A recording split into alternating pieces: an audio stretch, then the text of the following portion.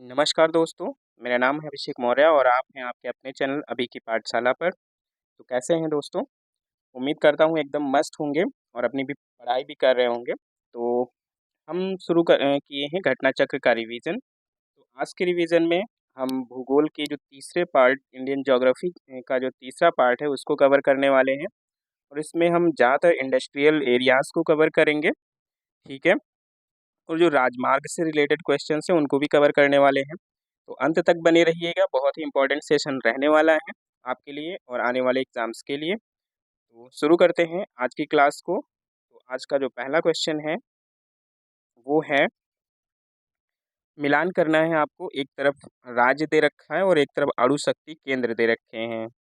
गुजरात, कर्नाटक, राजस्थान, उत्तर प्रदेश। इनमें से आपको मैच करना है कौन सा कहाँ पर है। बताइए कौन सा कहाँ पर है।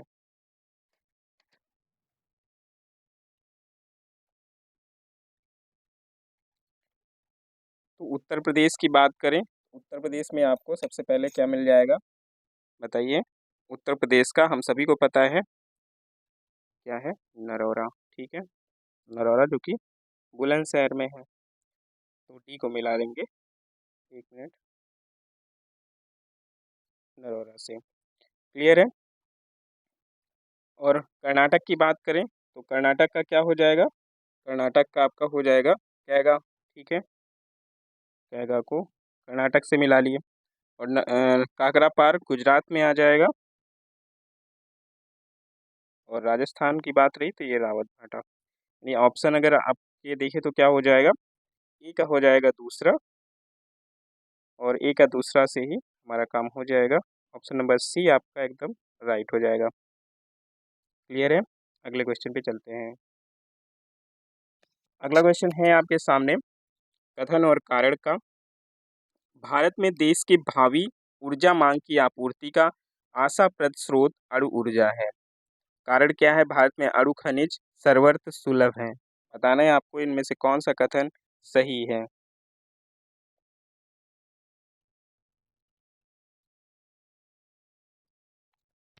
तो ये सही जवाब क्या हो जाएगा। तो अगर हम बात करें भारत में देश की भावी ऊर्जा मांग की जो आपूर्ति का आशाप्रद स्रोत है वो अणु ऊर्जा ही है। ठीक है, क्या है, अणु ऊर्जा ही है। और कह रहा है कि भारत में, जिसका कारण दे रखा है कि भारत में अणु खनिज सर्वत्र सुलभ है, तो ये बात गलत है क्योंकि भारत में अणु ऊर्जा सर्वत्र सुलभ तो नहीं है, आपको भी पता है। तो ऑप्शन नंबर सी एकदम यहाँ पे राइट हो जाएगा कि ए सही है, परंतु जो इसका कारण दिया है वो गलत दिया है। ठीक है, ऑप्शन नंबर सी एकदम सही हो जाएगा। अगले क्वेश्चन पे चलते हैं। अगला क्वेश्चन कह रहा है, भारत का 20वां परमाणु बिजली घर कौन सा है। भारत के 20वें परमाणु बिजली घर की स्थापना आपको बतानी है इनमें से कहाँ पर हुई। अगर इसकी स्थापना की बात करें तो इसकी स्थापना हुई थी 27 नवंबर 2010 को। कब हुई थी, 27 नवंबर 2010 को। क्लियर है। और ये कहाँ पर इसकी स्थापना हुई थी, ये बात कर रहा है कैगा कर्नाटक की। ठीक है, किसकी बात कर रहा है, कैगा कर्नाटक, जो भारत का 20वां परमाणु बिजली घर है। क्लियर है। अगले क्वेश्चन पे चलते हैं। ये कुछ इम्पोर्टेंट जो एटॉमिक पावर स्टेशन है वो हैं, एक बार देख लेते हैं इनको भी कि भारत में कहाँ कहाँ पर मिलेंगे ये। राजस्थान में राजस्थान एटॉमिक पावर स्टेशन के नाम से है। ठीक है। और नरौरा उत्तर प्रदेश में है, हम सभी को पता है। काकरा पार आपको मिल जाएगा महाराष्ट्र में, सॉरी गुजरात में। ठीक है। और तारापुर आपको मिल जाएगा महाराष्ट्र में। और कैगा आपको मिल जाएगा कर्नाटक में। और एक है मद्रास एटॉमिक पावर स्टेशन जो कि तमिलनाडु में मिल जाएगा। ठीक है, ये कुछ इम्पोर्टेंट जो मतलब एक्टिव हैं, ठीक है, उनकी बात किया गया है। जो एक्टिव पावर स्टेशन है, एटॉमिक पावर स्टेशन, उनकी बात यहाँ पर की गई है। ठीक है, तो यही कुछ पावर स्टेशंस हैं जो ऑपरेशनल हैं, ठीक है, वर्तमान में कार्य कर रहे हैं। बाकी जो नए बन रहे हैं उनकी बात यहाँ पर नहीं की गई है। क्लियर है। आगे चलते हैं। मीठी विरदी परमाणु ऊर्जा संयंत्र निम्नलिखित में से किस देश के सहयोग से स्थापित किया जाएगा। जाएगा मतलब ये हो गया है, लेकिन पुराना क्वेश्चन है इसलिए जाएगा।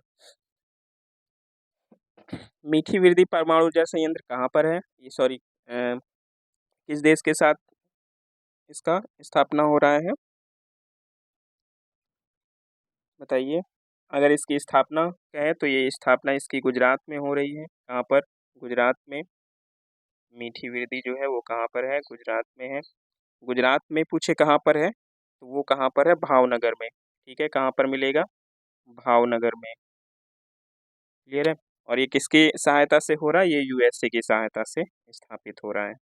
ऑप्शन नंबर ए आपका एकदम राइट हो जाएगा। अगले क्वेश्चन पे चलते हैं। अगला क्वेश्चन है कि निम्न राज्यों में से कौन सा पवन ऊर्जा के उत्पादन में प्रथम स्थान रखता है? कौन सा पवन ऊर्जा के उत्पादन में पहला स्थान रखता है, आपको ये बताना है।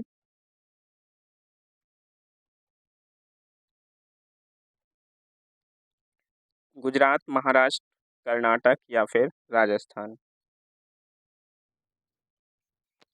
तो जिस टाइम ये प्रश्न पूछा गया था उस टाइम जो इसका सही आंसर था वो गुजरात था। अगर वर्तमान डेटा की बात करें तो वर्तमान डेटा के हिसाब से जो तमिलनाडु है, कौन सा राज्य? जो तमिलनाडु है वो इस समय पहले स्थान पर है पवन ऊर्जा के मामले में। ठीक है, तो अब का जो क्वेश्चन आएगा उसमें आपको तमिलनाडु लगाना है, ना कि गुजरात। ठीक है, गुजरात जो है इस समय सेकंड नंबर पे है।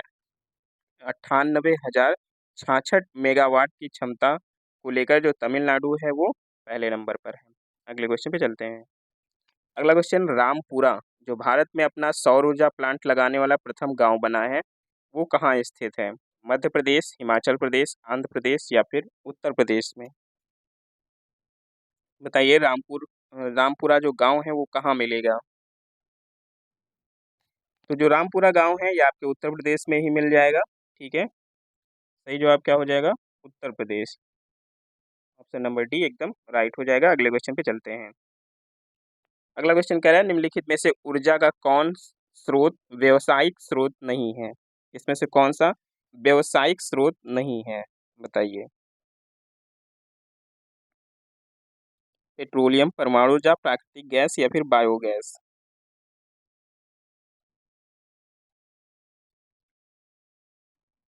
तो ऊर्जा संसाधनों में अगर व्यवसायिक स्रोतों की बात करें तो वो कौन से हो जाते हैं? कोयला हो जाता है, पेट्रोलियम हो जाता है, प्राकृतिक गैस हो जाती है और परमाणु ऊर्जा हो जाती है। ये जो है ऊर्जा के व्यवसायिक स्रोत कहे गए हैं।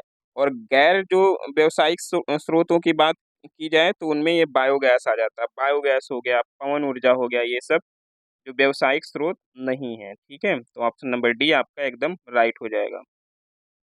अगले क्वेश्चन पे चलते हैं। अगला क्वेश्चन है निम्नलिखित में से कौन जैविक संसाधन नहीं है? कौन सा इसमें जैविक संसाधन नहीं है? शुद्ध जल, कोयला, पेट्रोलियम, मछली?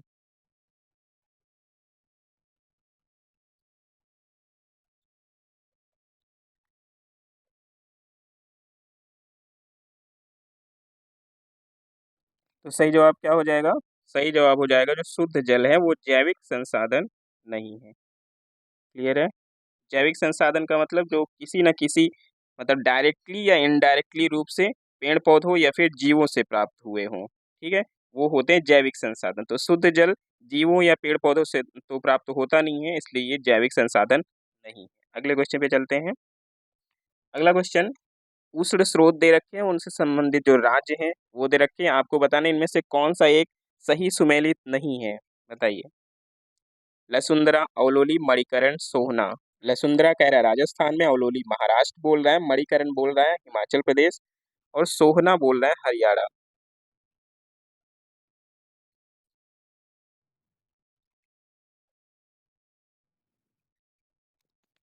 सही जवाब क्या हो जाएगा?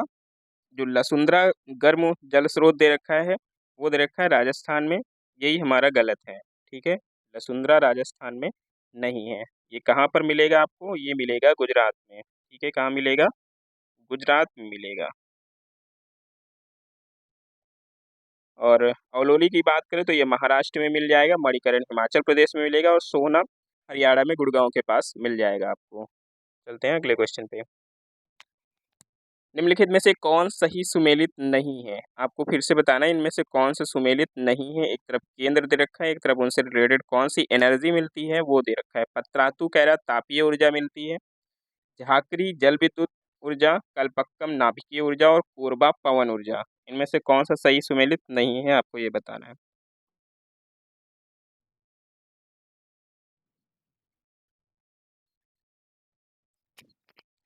तो पतरातू की बात करें तो ये ताप विद्युत केंद्र है, ठीक है। और झाकरी आपका जल विद्युत केंद्र है। कल्पक्कम नाभिकीय विद्युत केंद्र है। कोरबा कह रहा पवन, जबकि कोरबा भी क्या है, ताप विद्युत केंद्र ही है, ठीक है। कोरबा भी क्या है, ताप विद्युत केंद्र ही मिल मिल जाएगा, ठीक है। पवन यहाँ पर नहीं होगा। तो सही जवाब हमारा क्या हो जाएगा, ऑप्शन नंबर डी हो जाएगा। क्लियर है, चलते हैं अगले क्वेश्चन पे। अगला क्वेश्चन कह रहा है कि भारत के निम्न लौह एवं इस्पात उत्पादक केंद्रों में कौन कोयला क्षेत्रों से काफी दूर स्थित है। बताइए इनमें से कौन कोयला क्षेत्रों से काफी दूर स्थित है। बोकारो, दुर्गापुर, कुल्टी, आसनसोल या फिर भद्रावती।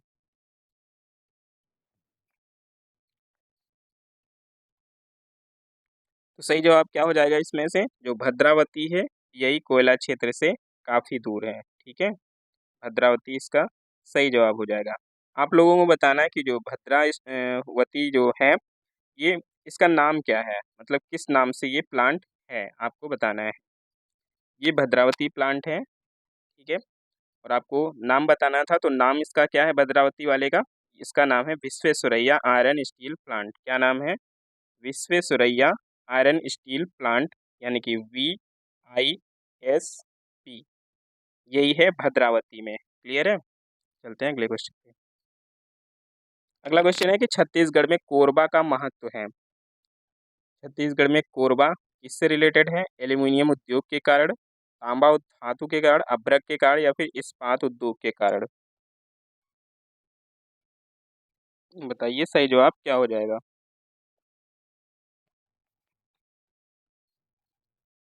तो जो कोरबा है वो किस लिए फेमस है, एल्यूमिनियम उद्योग के लिए। किसके लिए, एल्यूमिनियम उद्योग के कारण फेमस है। जो बाल्को कंपनी है, कौन सी, बाल्को, यही आपकी मिलेगी आपके छत्तीसगढ़ कोरबा में, ठीक है। अगले क्वेश्चन पे चलते हैं। अगला क्वेश्चन है, विश्व स्तर पर सीमेंट उत्पादन में भारत का स्थान है। बताइए, पुराना क्वेश्चन है। पुराना क्वेश्चन ये इसलिए लेकर आए हैं ताकि नया आपको अपडेट कर सकें। तो अगर उस टाइम की बात करें तो उस टाइम पे जो विश्व स्तर पर भारत का स्थान था सीमेंट उत्पादन में, उस टाइम था दूसरा, ठीक है। कौन सा था, दूसरा था। और 2022 में अगर डेटा जो दिया गया है उसकी बात अगर करें तो उसमें भी क्या है, जो विश्व में तीन अग्रणी देश है, चीन, भारत एवं वियतनाम, इस टाइम भी ये दूसरा ही है, ठीक है। पहले पे कौन है, चीन है। मतलब उस टाइम 2010 में भी भारत दूसरे नंबर पे था, और इस टाइम भी भारत किस पे है, दूसरे ही नंबर पे है। क्लियर है, तीसरे पे बात करें तो वियतनाम है। क्लियर है, ये नया डेटा है उसके हिसाब से बता रहे हैं, ठीक है। नए डेटा में भी दूसरे स्थान पर ही है। अगले क्वेश्चन पे चलते हैं। अगला क्वेश्चन दे रखा है, स्थान दे रखे हैं और उनसे रिलेटेड उद्योग दे रखा है। आपको मैच करना कौन किससे रिलेटेड है।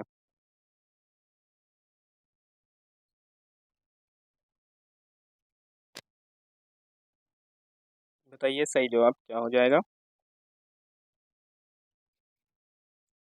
तो विशाखापत्तनम किस लिए फेमस है, विशाखापत्तनम पोत निर्माण के लिए जाना जाता है। किसके लिए, पोत निर्माण के लिए जाना जाता है। मूरी की बात करें तो मूरी किस लिए जाना जाता है, ये एल्यूमिनियम उद्योग के लिए जाना जाता है। गुरुग्राम हम सभी को पता है, यहाँ पर मोटर गाड़ियाँ बहुत ज़्यादा संख्या में बनती हैं। पनकी की बात करें, पनकी जो संयंत्र है वो उर्वरक का है, ठीक है। तो पहले का हो जाएगा दूसरा, और बी का हो जाएगा चौथा, सी का हो जाएगा पहला, 2 4 1 3, ठीक है। 2 4 1 3 कौन से ऑप्शन में मिलेगा, ये मिलेगा आपको ऑप्शन नंबर बी में। ऑप्शन नंबर बी आपका एकदम राइट हो जाएगा। अगले क्वेश्चन पे चलते हैं। अगला क्वेश्चन कह रहा है, सहकारिता क्षेत्र में भारत का सबसे बड़ा उर्वरक कारखाना स्थित है। कहाँ पर सहकारिता क्षेत्र का सबसे बड़ा प्लांट स्थित है उर्वरक का।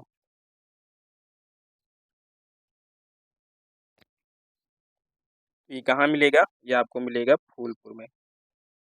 फूलपुर उत्तर प्रदेश, ठीक है, जो कि प्रयागराज में पड़ता है ये। और ये किसका प्लांट है यहाँ पर इफ़को का प्लांट है, ठीक है, इसका प्लांट है इफ़को का। अगला क्वेश्चन कह रहा है कि 1818 ईस्वी में पहला सूती वस्त्र कारखाना निम्न क्षेत्र में शुरू हुआ। कौन से क्षेत्र में 1818 में पहला सूती वस्त्र कारखाना शुरू हुआ था?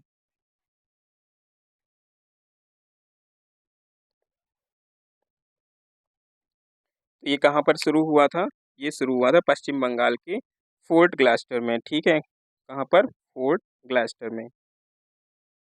लेकिन क्या हुआ था, ये सफल नहीं हुआ था। ऑप्शन नंबर ए आपका एकदम राइट हो जाएगा। ये एक असफल कारखाना था। अगर सफल की बात करें तो वो 1854 में बना था, ठीक है। अगर सफल कारखाने की बात करें तो वो 1854 में मुंबई में बना था। चलते हैं अगले क्वेश्चन पे। अगला क्वेश्चन ये है आपका सूती वस्त्र कारखाना। अगला क्वेश्चन है कि भारत के निम्नलिखित नगरों में से किसमें देश का प्रथम कृत्रिम रबर संयंत्र लगाया गया है? भारत के निम्नलिखित नगरों में से किसमें देश का पहला कृत्रिम रबर संयंत्र लगाया गया है? कहाँ पर लगाया गया है बताइए।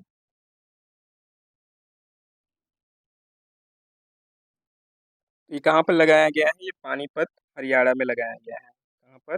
पानीपत हरियाणा में लगाया गया है। किस नाम से? Indian synthetic rubber private limited के नाम से, ठीक है। अगले क्वेश्चन पे चलते हैं। अगला क्वेश्चन कह रहा है पेट्रो रसायन के उत्पादन का सबसे बड़ा केंद्र कहाँ पर स्थित है? जामनगर, अंकलेश्वर, नून माटी या फिर ट्रॉम्बे में? कहाँ पर पेट्रो रसायन का सबसे ज्यादा उत्पादन होता है? तो ये कहाँ पर उत्पादन होता है? ये होता है जामनगर में, ठीक है। जामनगर कहाँ पड़ता है? गुजरात में। चलते हैं अगले क्वेश्चन पे। भारत में सबसे बड़ी तेल शोधनशाला कहाँ पर है? तेल शोधनशाला भारत में सबसे बड़ी कहाँ पर है? जामनगर, पारादीप, डिगबोई या ताती पका पाका?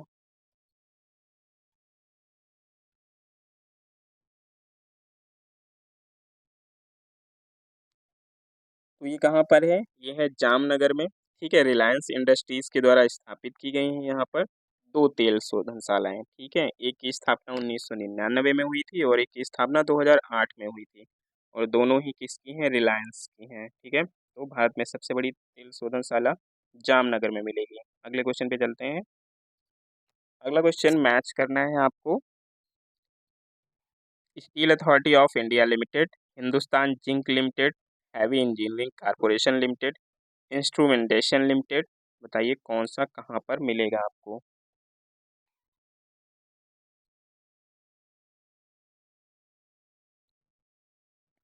तो steel authority of India limited यानी कि सेल की बात करें तो ये आपको दिल्ली में मिल जाएगा। कहाँ पर मिलेगा?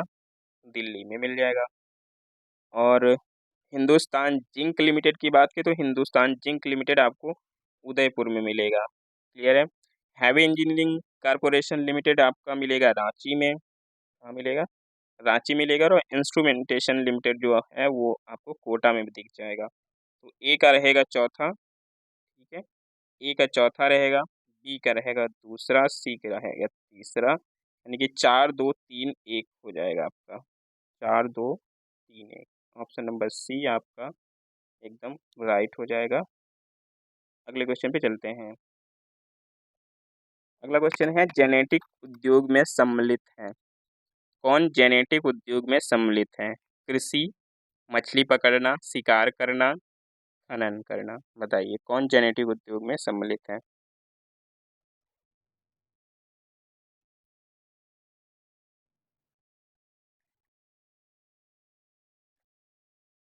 तो जेनेटिक उद्योग क्या होते हैं? तो जेनेटिक उद्योग वो उद्योग कहलाते हैं जो विक्रय के उद्देश्य से किसी निश्चित प्रजाति के पौधों से या फिर जंतुओं के प्रजनन और वृद्धि में संलग्न हो। ऐसे उद्योगों को जेनेटिक उद्योग कहते हैं, ठीक। तो इसमें से जेनेटिक उद्योग कौन है?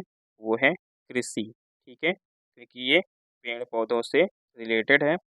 अगर दूसरे एग्जाम्पल्स की बात करें तो इनमें कौन कौन से आते हैं? जैसे पौधों की नर्सरी हो गया, ठीक है, पौधों की नर्सरी। पशुपालन भी जेनेटिक उद्योग में आता है, ठीक है। पशुपालन हो गया, मुर्गी पालन हो गया, मछली पालन हो गया, ये सब जेनेटिक उद्योग में आते हैं। क्लियर है। यहाँ पे जैसे मछली पकड़ना दिया है तो मछली पकड़ना जेनेटिक उद्योग नहीं है, मछली पालन अगर होता तो वो जेनेटिक उद्योग में शामिल हो जाता, लेकिन मछली पकड़ना अलग बात है और मछली पालन करना अलग बात है। तो सही जवाब आपका हो जाएगा कृषि। ठीक है, अगले क्वेश्चन पे चलते हैं। कह रहा है निम्न में से किसे दक्षिण गंगोत्री के नाम से जाना जाता है? कावेरी नदी का उद्गम स्थल व स्थान जहाँ से पेरियार उत्तर की तरफ बहती, भारत का प्रथम अंटार्कटिका शोध केंद्र या केरल में रॉकेट छोड़ने का केंद्र। तो ये क्वेश्चन हो जाएगा आपके लिए क्या हो जाएगा ये जो अंटार्कटिका शोध केंद्र है भारत का पहला, उसी को दक्षिण गंगोत्री के नाम से जाना जाता है। क्लियर है, चलते हैं अगले क्वेश्चन पे। ये दक्षिण गंगोत्री का स्टेशन है, ठीक है, जो अंटार्कटिका शोध केंद्र है भारत का पहला यही है। चलते हैं अगले क्वेश्चन पे। अगला क्वेश्चन है राष्ट्रीय कृषि अनुसंधान प्रबंध अकादमी अवस्थित है कहाँ पर? राष्ट्रीय कृषि अनुसंधान प्रबंध अकादमी है।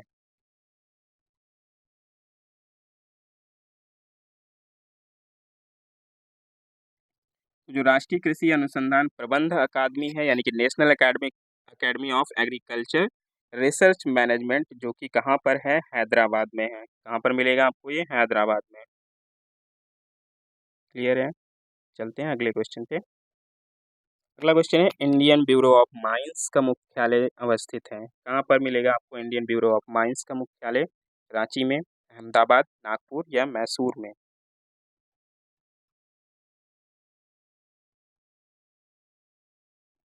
तो ये आपका मिल जाएगा नागपुर में। कहाँ मिलेगा आपको? नागपुर में मिल जाएगा इंडियन ब्यूरो ऑफ माइंस। अगले क्वेश्चन पे आ जाते हैं। अगला क्वेश्चन है भारतीय हीरा संस्थान कहाँ स्थित है? नई दिल्ली, सूरत, मुंबई या फिर जयपुर? तो हीरा सबसे ज़्यादा कहाँ मिलेगा? वो सूरत में है, ठीक है, सूरत। अगले क्वेश्चन पे चलते हैं। अगला क्वेश्चन कह रहा है 1974 में प्रथम कृषि विज्ञान केंद्र की स्थापना निम्नलिखित में से किस स्थान पर हुई थी? कृषि विज्ञान केंद्र पहला, ठीक है, कहाँ पर बना? चंडीगढ़, नागपुर, हैदराबाद या पौंडीचेरी में? अगर इसकी स्थापना की बात करें तो इसकी स्थापना हुई थी 1974 में। कब हुई थी? 1974 में। क्लियर है, और अगर इसकी स्थापना कहाँ हुई है पूछे तो वो है पौंडीचेरी में। कहाँ पर हुई थी? पौंडीचेरी में हुई थी। अगले क्वेश्चन पे चलते हैं। अगला क्वेश्चन कह रहा है निम्नलिखित में से कौन एक आंध्र प्रदेश का बंदरगाह नगर नहीं है? कौन इसमें से आंध्र प्रदेश का बंदरगाह नगर नहीं है? काकीनाडा, नेल्लौर, आनगोले, विजयनगरम? बताइए कौन सा नहीं है?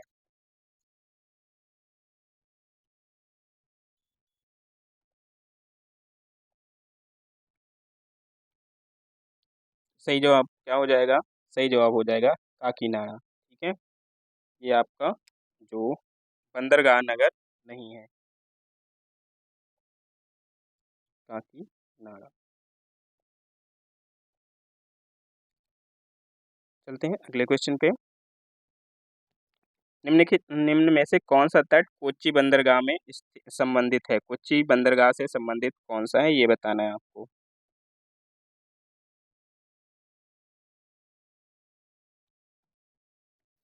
मालाबार तट, कोंकण तट, कोरोमंडल तट या फिर उत्तरी सरकार तट? तो कोच्चि बंदरगाह किससे संबंधित है? ये है मालाबार तट से, ठीक है, किससे संबंधित है? मालाबार तट से। ऑप्शन नंबर ए आपका एकदम राइट हो जाएगा यहाँ पर। चलते हैं अगले क्वेश्चन पे। अगला क्वेश्चन है वर्तमान मुंबई बंदरगाह के दबाव को कम करने के लिए कौन से पत्तन का निर्माण किया गया है? जो मुंबई बंदरगाह है उसकी व्यस्तता को कम करने के लिए कौन से पत्तन का निर्माण किया गया है? तो ये किया गया है नहवा सेवा, ठीक है, जिसे जवाहरलाल नेहरू पत्तन के नाम से भी जाना जाता है, ठीक है, नहवा सेवा। ऑप्शन नंबर डी आपका एकदम राइट हो जाएगा। अगले क्वेश्चन पे चलते हैं। कोंकण रेलवे जोड़ता है, तो कोंकण रेलवे है वो किसे जोड़ता है? मुंबई से मनमाड को, रोहा से मंगलोर, मंगलोर से कोच्चि या फिर मुंबई से पुणे?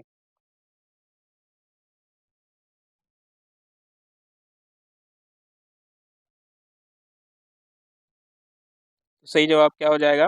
रोहा से मैंगलोर। क्या हो जाएगा? रोहा से मैंगलोर। रोहा कहाँ पड़ता है बताइए? तो रोहा कोंकण रेलवे स्टेशन जो महाराष्ट्र का रोहा पड़ता है, वहां से शुरू होकर जो गोवा का मंडगांव से गुजरते हुए कहाँ पहुंच जाता है? मैंगलोर पहुंच जाता है। ऑप्शन नंबर बी आपका एकदम राइट हो जाएगा। अगले क्वेश्चन पे आ जाते हैं। अगला क्वेश्चन कह रहा है राजा सांसी अंतर्राष्ट्रीय हवाई अड्डा कहाँ है? राजा सांसी अंतर्राष्ट्रीय हवाई अड्डा कहाँ पर है? हैदराबाद में, नागपुर, अमृतसर या फिर चेन्नई में?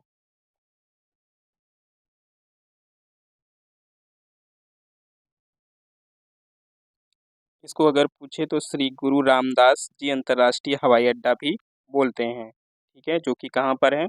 अमृतसर पंजाब में। ठीक है, कहाँ पर मिलेगा? अमृतसर पंजाब में। और ये आपको दिख जाएगा राजा सांसी अंतर्राष्ट्रीय हवाई अड्डा।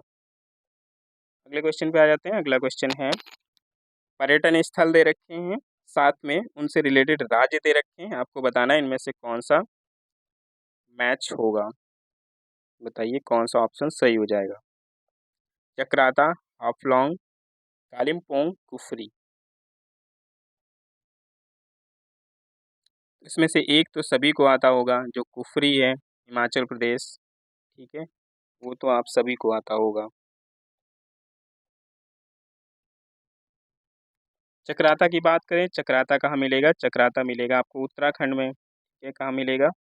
उत्तराखंड में मिल जाएगा चक्राता।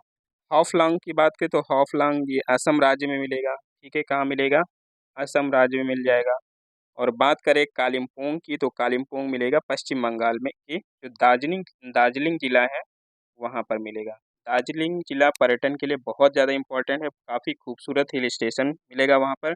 एक बार आप जाके ज़रूर देखिएगा, बहुत ही अच्छा हिल स्टेशन है दार्जिलिंग में। कुफरी कहाँ पड़ेगा? कुफरी हिमाचल प्रदेश में पड़ जाएगा।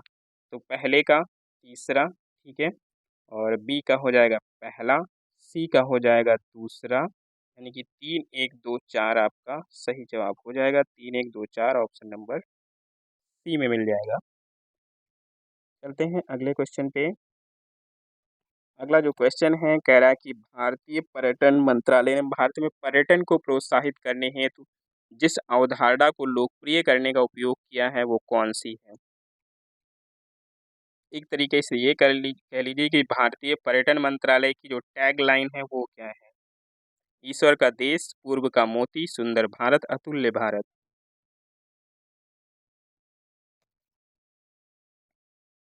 तो जो सही जवाब है वो क्या हो जाएगा? अतुल्य भारत, यानी कि इनक्रेडिबल इंडिया। ठीक है, इनक्रेडिबल इंडिया इसकी टैग लाइन है, अतुल्य भारत। चलते हैं अगले क्वेश्चन पे। अगला क्वेश्चन कह रहा है कुरियर सेवा से प्रतिस्पर्धा के लिए भारतीय डाक विभाग ने द्रुत डाक सेवा का प्रारंभ कब किया? द्रुत डाक सेवा का प्रारंभ कब किया गया बताइए? 1988, 1987, 1989 या 1986? बताइए कब?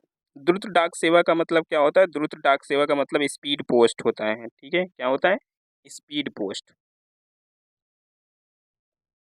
तो ये कब प्रारंभ किया गया? ये 1 अगस्त 1986 को प्रारंभ किया गया। कब प्रारंभ किया गया?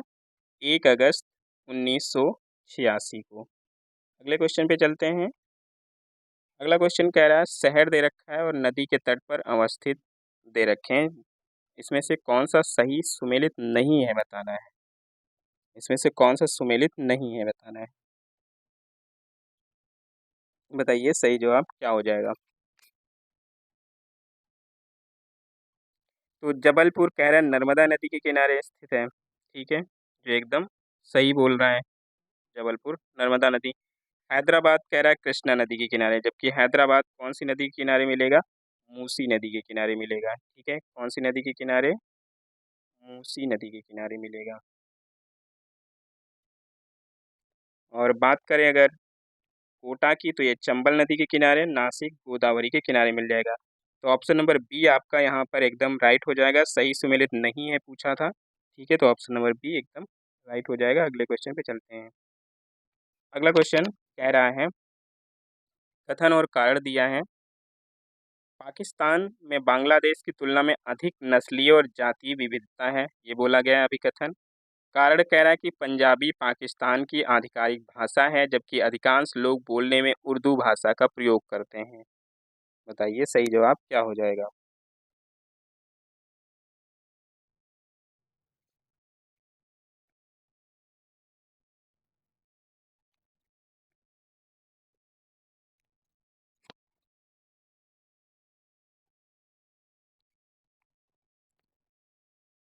तो अगर बात करें पाकिस्तान में बांग्लादेश की तुलना में अधिक नस्लीय और जातीय विविधता है, ये बात एकदम सही है, ठीक है? ये बात एकदम सही है, ठीक है? फिर कह रहा है कि पाकिस्तान में जो पंजाबी है, पाकिस्तान की आधिकारिक भाषा है, जबकि अधिकांश लोग बोलने में उर्दू भाषा का प्रयोग करते हैं। ये बात यहाँ पर एकदम गलत हो जाएगी, क्योंकि अगर देखें तो पाकिस्तान में जो 44.7% हैं, ठीक है? वो अगर देखें पंजाबी समूह के लोग हैं, ठीक? तो यहाँ की जो आधिकारिक भाषा है पाकिस्तान की, वो उर्दू है। क्या है? उर्दू है आधिकारिक भाषा, ना कि पंजाबी, ठीक है? तो पंजाबी यहाँ की नहीं है, तो कारण यहाँ पर गलत हो जाएगा। और ऑप्शन नंबर अगर देखें सी हमारा सही हो जाएगा कि ए सही है, किंतु आर यहाँ पर गलत है। चलते हैं अगले क्वेश्चन पे। अगला क्वेश्चन कह रहा है, दो राष्ट्रीय राजमार्ग कन्याकुमारी श्रीनगर राजमार्ग एवं पोरबंदर सिलचर राजमार्ग जो राष्ट्रीय राजमार्ग विकास परियोजना के अंतर्गत निर्मित हो रहे हैं, एक दूसरे से कहाँ पर मिलेंगे? बताइए कहाँ पर मिलेंगे?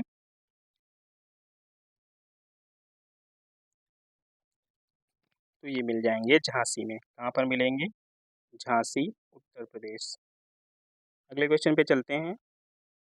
अगला जो क्वेश्चन है कह रहा है, भारत में किस राज्य में राजमार्ग की लंबाई सर्वाधिक है? बताइए।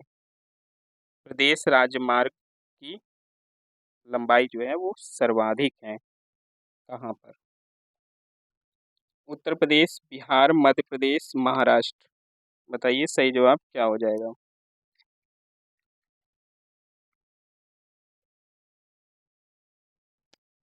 तो सही जवाब क्या हो जाएगा? जो प्रदेश राजमार्ग की लंबाई वो महाराष्ट्र में सर्वाधिक है। ऑप्शन नंबर डी आपका एकदम सही हो जाएगा। अगले क्वेश्चन पे चलते हैं। अगला क्वेश्चन कह रहा है, पृथ्वी की सतह का वह भाग जिस पर भूकंपीय तरंगों को सर्वप्रथम रिकॉर्ड किया जाता है वो कहलाता है? क्या कहलाता है? भूकंप मूल, अधिकेंद्र, सिस्मोसाइट या उपर्युक्त में से कोई नहीं? बताइए सही जवाब क्या हो जाएगा?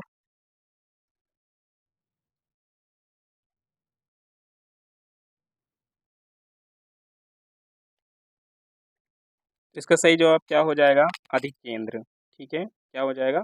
अधिकेंद्र में सर्वप्रथम रिकॉर्ड किया जाता है भूकंपीय तरंगों को। अगले क्वेश्चन पे चलते हैं। अगला क्वेश्चन कह रहा है, एक फसली कृषि विशेषता है। किसकी विशेषता है एक फसली कृषि? व्यापारिक अन्य कृषि की, चलवासी कृषि की, या आत्मनिर्भरता मूलक कृषि की, या जैविक कृषि की?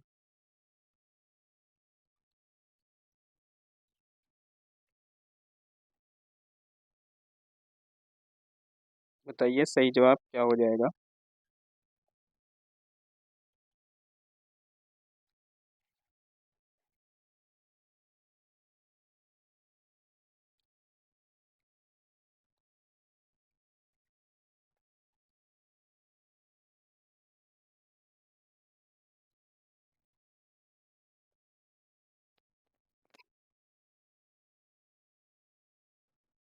इसका सही जवाब हो जाएगा क्या? व्यापारिक अन्य कृषि की। ठीक है, व्यापारिक अन्य कृषि की एक फसली कृषि विशेषता है। अगले क्वेश्चन पे चलते हैं। अगला क्वेश्चन कह रहा है, नील हरित शैवाल निम्नलिखित में से किस एक फसल की पैदावार बढ़ाने के लिए जैव उर्वरक के रूप में प्रयोग में लाया जाता है? नील हरित शैवाल किसकी पैदावार बढ़ाने के लिए लाया जाता है? गेहूं, धान, चना या फिर सरसों? ये किसके लिए लाया जाता है? ये धान के लिए लाया जाता है। ठीक है, धान में डाला जाता है नील हरित शैवाल। अगले क्वेश्चन पे चलते हैं। अगला क्वेश्चन है, मूंगफली मुख्य फसल है। कहाँ की मुख्य फसल मूंगफली है? जॉर्जिया की, कैम्बिया की, घाना की, या ग्वाटेमाला की? कहाँ की मुख्य फसल मूंगफली है? तो ये है गैम्बिया की, कहाँ की है? गैम्बिया की। ऑप्शन नंबर बी आपका एकदम राइट हो जाएगा। क्लियर है? ये मूँगफली की फसल है, अगर आप लोगों में से किसी ने नहीं देखा हो कि मूँगफली कैसे लगती है, तो आप लोग देख भी सकते हैं। पौधे के साथ मूँगफली दी गई हैं, ये जड़ों में लगती हैं इसकी, ठीक है? तो ये मत सोचना कि पेड़ के तने में लगती हैं या ऐसे कुछ, तो जड़ों में लगती है मूँगफली। चलते हैं आगे। अगला क्वेश्चन है, निम्नलिखित में से कौन-सा एक चाय में नहीं पाया जाता है? थीन, कैफ़ीन, टेनिन या फिर मार्फीन?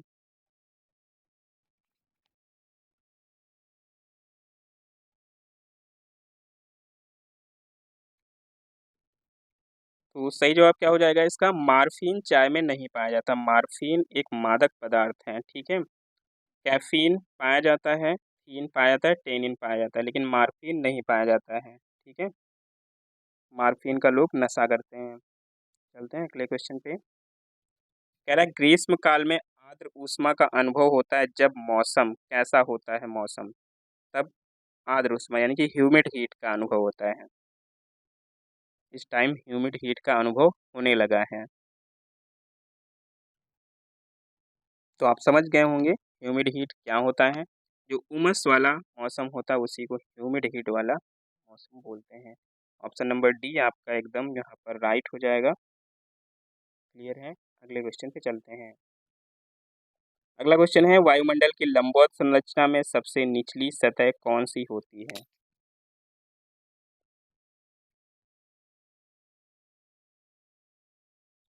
स्ट्रेटोस्फियर, मेसोस्फियर, ट्रोपोस्फियर या फिर थर्मोस्फियर?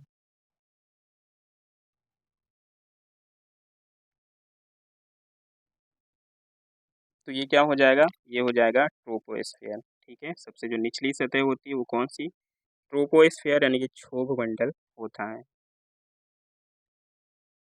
ये थे आज के क्वेश्चन। क्लास कैसी लगी कमेंट करके ज़रूर बताइएगा। क्लास को लाइक कर दीजिए और अभी तक अगर आपने चैनल को सब्सक्राइब नहीं किया है तो जल्दी से सब्सक्राइब कर लीजिए। चैनल को ऐसे ही अपना सपोर्ट और प्यार बनाए रखिए।